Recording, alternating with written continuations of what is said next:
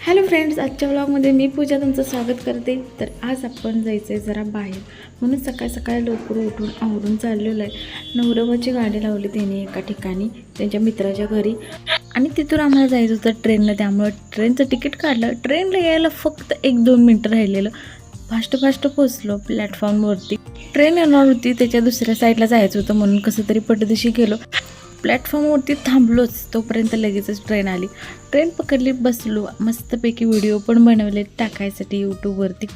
ते बनवून घेतली दोघांचे. आणि नवरोबाला म्हटलं, बघा तुम्हाला फिल्टर लावले, त्यामुळे तुम्ही पान खाल्ल्यासारखं दिसायला. तिथून आलो चालत आणि मिरज जंक्शनमध्ये.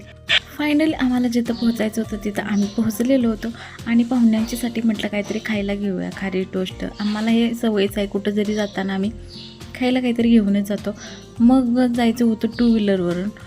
मग ते बेकरीमधून घेतलेलं साहित्य, आमची बॅग, तिघांना गाडीवरती काय बसायला व्यवस्थित येणार नाही म्हणून नवरोबाने सगळं कोंबलं बॅगमध्ये. आणि त्या माणसांची पिशवी पॅक करून टाकली. तो माणूस म्हटला, थँक्यू मॅडम. म्हटलं, होय तुमचीच आहे, घ्या तुमची वापस मागे. नवरोबाचं बघा, आमच्या कुठं जरी गेलं तरी फोन काय सोडत नाही ती. सगळेजण फोन सारखे करतच असते ती. तर आम्हाला इथून जायचं होतं बेडगला. त्याच्यासाठी आम्ही बस स्टँडवरती बसलेलो. आणि हे बघा, आमचे कुरवड्या खायला लागले. ते कुठं पण काय पण खाते, ते त्यांना खूप आवडतात कच्च्या कुरवड्या खायला. तर नंतर दादा आलेले, त्यांच्या गाडीवरती बसून आलो घरी. नंतर चहा पाणी वगैरे करून घेतलं. खूप कंटाळून गेलेलं, त्यामुळे त्याचा काही व्हिडिओ करायचा झालेला नाही.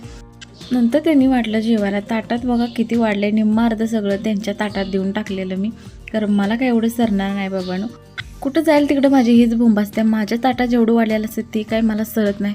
नवरोबाच्या ताटात ढकलून द्यायचं निम्मा अर्ध सगळं त्यातलं. चला तर मग हा व्लॉग आवडला असेल तर चॅनलला लाईक शेअर सबस्क्राईब करा. Bye bye.